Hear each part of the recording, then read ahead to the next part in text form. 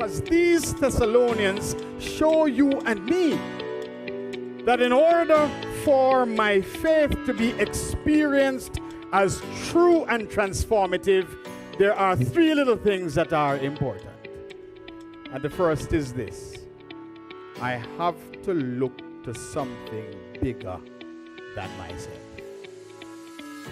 I have to look to something bigger than myself.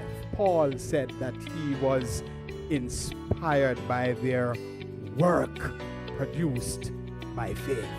And my friends, faith is the ability to believe that which is not yet seen. It is the idea of a farmer who plants and expects a harvest even though he sees no rain. The image is that of a teacher who sees the brilliant possibility in a dull student. That is what faith is. It is to take hold of the possibility that you have only perceived with your spirit. Faith is about vision. So that which was the fuel for the efforts of the Thessalonian church was an alignment with God's vision for their world. I've said it often, I'll say it again, that something happens in the soul and the sight of a Christian. They begin to see as God sees. They see potentiality in the midst of problems. They see opportunities in the midst of crises. They throw themselves on the mercy of God as they seek to bring God's vision into the reality of their world. You know, yesterday I had the privilege of sitting with Sister Maudie. Maudie and I sat for over an hour and we were just talking about life and talking about the Christian faith. And I said to Maudie, boy, sometimes when I listen to the news and when I see what's happening around me, it is difficult to preach hope in what seems like a hopeless situation. And Maudie said, Rev, no matter how bad the things become, I am not losing hope. And then Maudie continued to say, Rev, there were some dark moments in my life when my back was against the wall and I saw how God operated in those times. God saw me. God had a plan for me and God issued me into his plan. Rev, regardless of how bad things become, I know that God has a plan and God sees me where I am and he will take me out. That is vision. That is alignment with God's vision. And all these Thessalonians were doing was emulating Jesus, their master. And I know Maudie is watching this morning, and I know Maudie laughing. Maudie, sorry to carry your business out the road. But Jesus, he was driven by the vision of his master, his father Jesus. Jesus was driven by the vision of his father, that vision that his father had for the transforming of the world.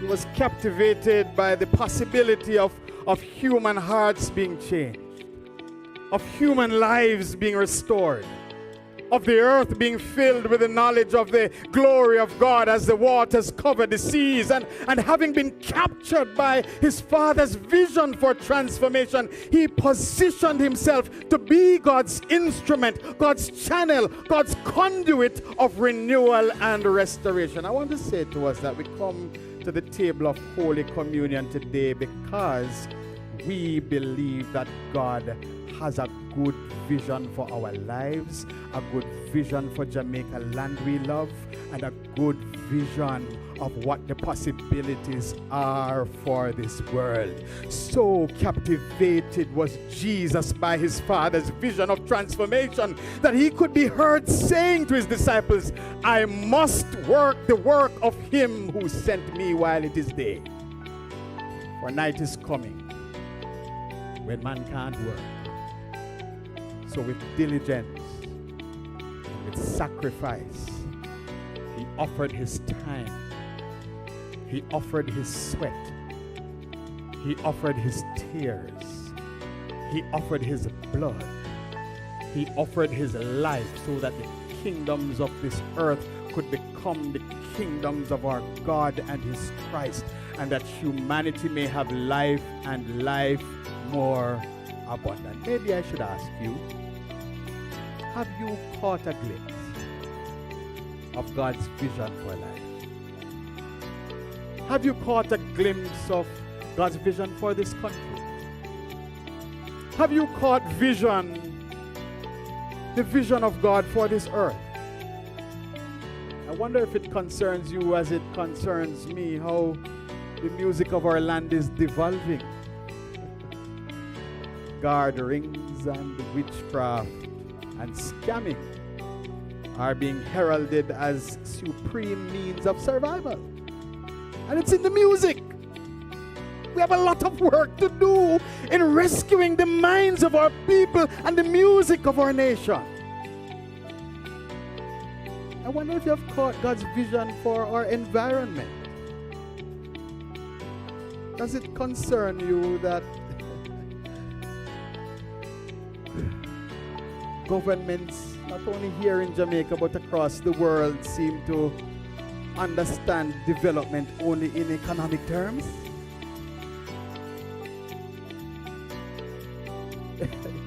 Don't we understand that there needs to be a balance between economy and ecology?